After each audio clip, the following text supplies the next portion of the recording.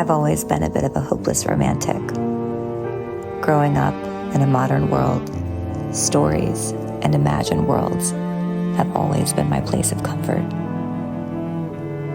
Having come from a divorced home with parents who I've never really seen get along, fairy tales were my first look at the kind of love and life I wanted.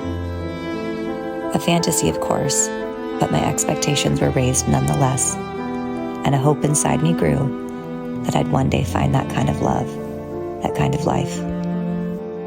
I've heard about the harm of fairy tales, the dangers of unrealistic expectations, but fairy tales helped save me. They gave me comfort and hope when real life felt bleak. They made me believe dreams were possible.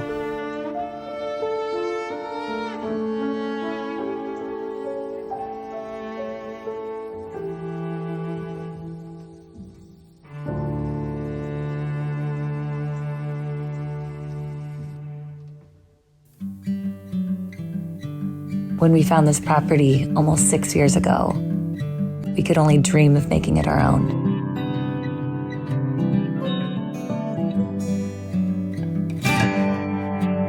We've moved every couple of years since we started our family of 7, so home for us has always been wherever we're together.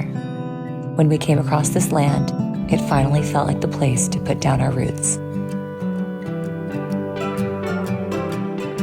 I design homes for others for a living, but I really think about it as designing the backdrop for people's lives. Not a single one of us needs to live a normal life. Not a single one of us need be limited by the confines of society. Our homes set the rhythm of sleeping, waking, and all the in-between moments of life. This is my family's journey of finding that rhythm, of creating home.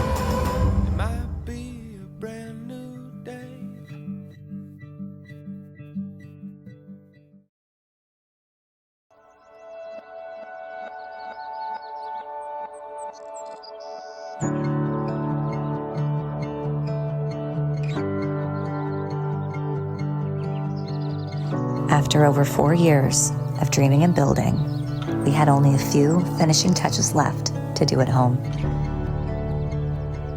As an interior designer, author, and product designer, writing books is a true love of mine. It was almost time to begin photographing the Meadow for my upcoming 5th book.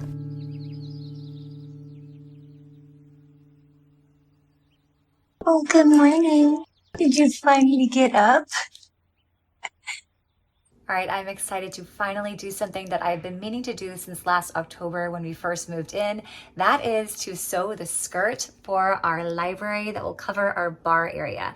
So we have a drink fridge in the middle here, and then we've got bar stuff on one side and then family photo albums on the other. So I've been dying to do this since we first moved in. Actually, I'm gonna be honest, I've not been dying to do this. I wanted it done, but I've not wanted to actually sit down with my sewing machine and do this one. So I've been doing sink skirts about every few months. I've got the kitchen done, the one in our bathroom done, laundry room done. And so this is my very last one, and I'm gonna feel big relief when it is done. So I'm gonna show you that here. All right, here is the fabric.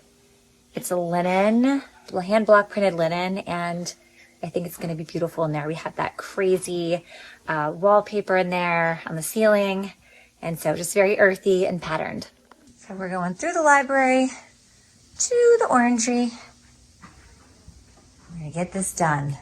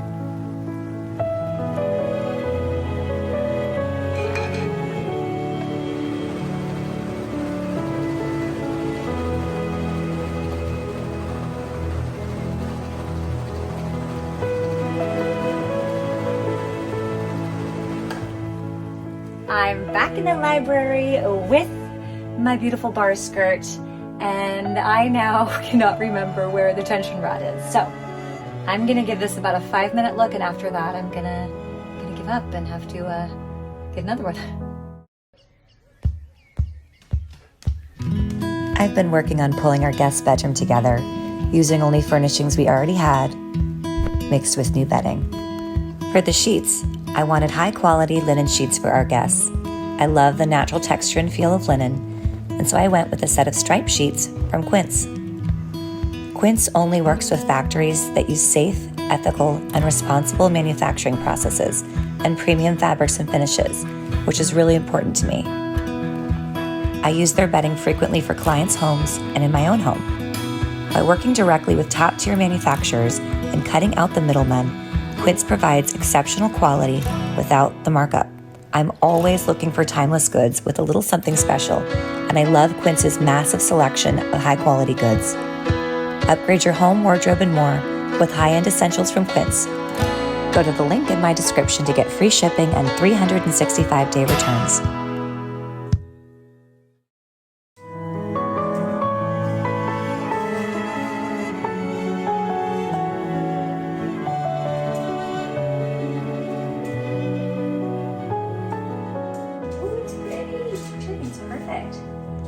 I was thinking I might have to cut off 2 feet, but it's kind of cute.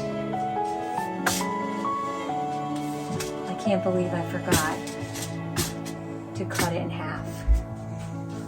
Well, that's another day. Remember the rotation, babe? Yeah. This side. Go bigger.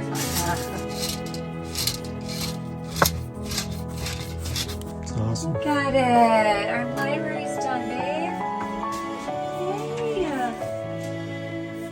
Now I should lame-o I didn't cut it, and I don't feel like doing that again. Did you just call yourself a lame? Yeah. I'm not happy.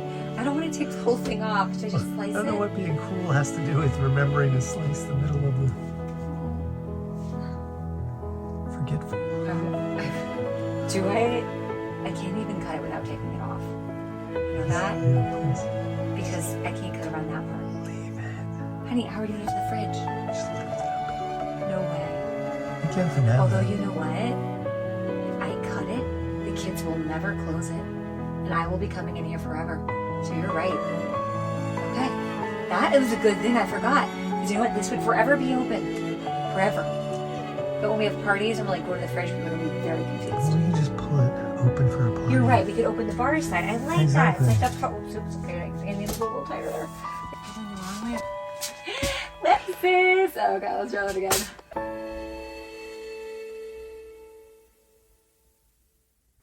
Dang, that's a pretty nice line across the floor. Kissing the floor just like I like it. That is a miracle because I definitely didn't measure very well. That's my grandfather right there in the middle. He's a Major General in the Marine Corps. That's when he was a flyboy. And then here is my wonderful father-in-law, John. And there's my dad when he was in military school. See the resemblance? Now it just needs to get all the books put away. That's what libraries are for, right? They're everywhere.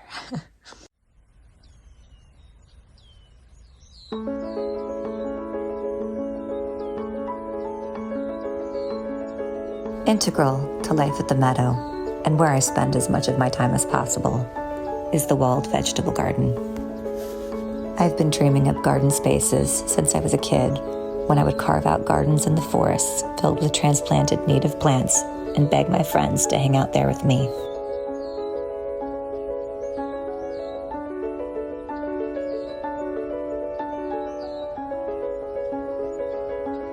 Though we had lingering tasks that needed my attention inside so that we could finally film a house tour and photograph the house for my new book, I found it hard to pull myself away from the garden and all of its beautiful buzziness.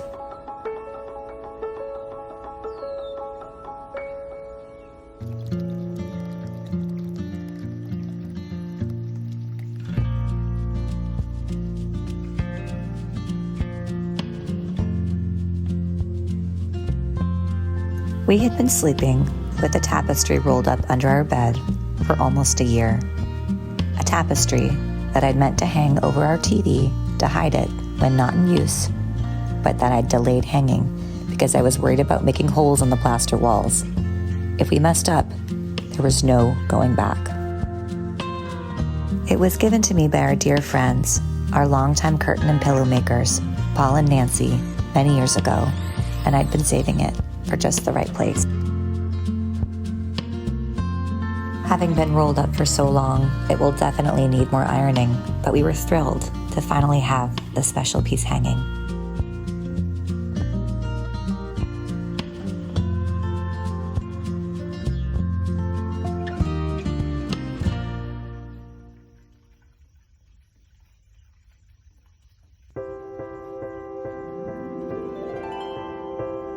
The day of filming our house tour had finally arrived.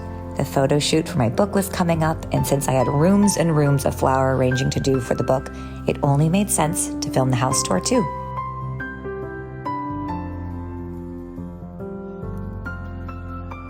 When planning which plants to plant outside, along with thinking about what plants would be best for attracting animals to the meadow, I also thought about what types of plants would feel right inside the house when I brought them in.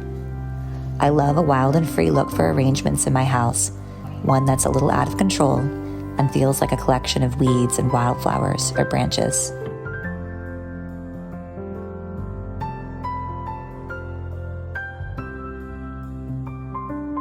Casual and simple, I generally don't want anything feeling too precious at home.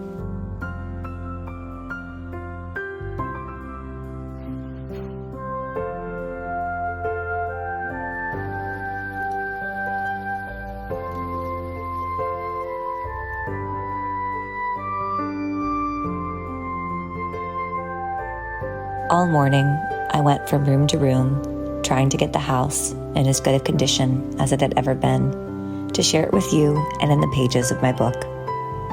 As much as I love fairy tales, and though we can dream of creating that fairy tale life, real life isn't always one, but I love that. It's messy in between the pretty, and there's so much beauty in that mess. Our kids and animals, the best parts of my life, are the mess makers, the true dreams of my life.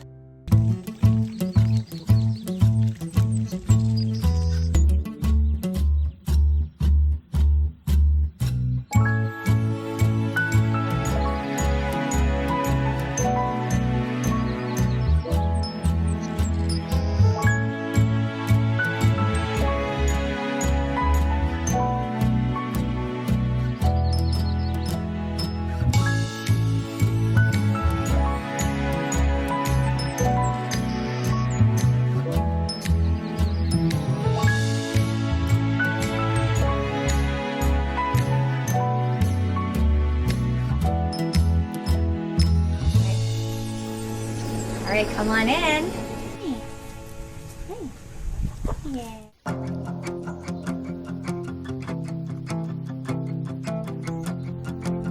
After filming all afternoon, I think the house tour took 4 hours, so we'll definitely break it up into parts.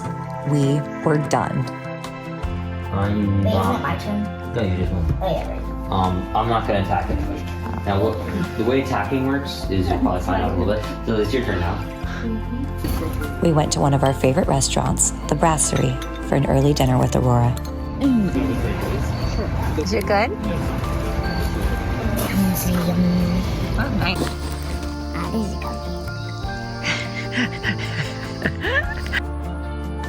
With the house tour I'd been dreaming of for years completed, and only the photo shoot left to contend with, I was feeling like things would be pretty downhill from there on out. Hi, everybody. Hi. Oh, hello. There's Helen in the sink in the corner. That's what you gotta do to get the good shots. We had made it to photo shoot day. All of the right things seemed to have been blooming outside, and we didn't have to spend a penny on florals. All of my loose ends were tied up, and we were ready to go. Photo shoot time.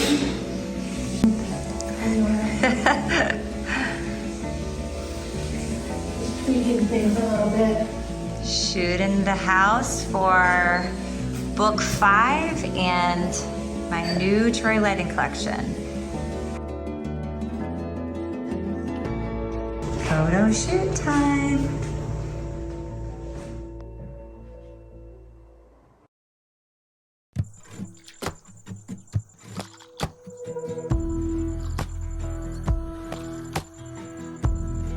After all that time, hustling, planning, scrambling, and readying, it was time to stop and exhale.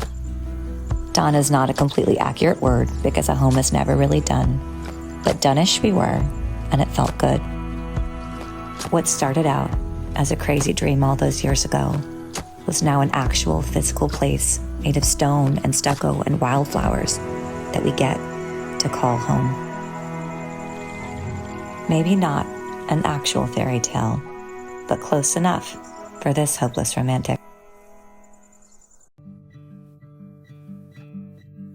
If you're enjoying our videos, please be sure to hit like and subscribe so you don't miss an episode. And if you're loving our videos, try out YouTube's brand new hype feature, which can really help our channel grow and get out there. Thank you so much.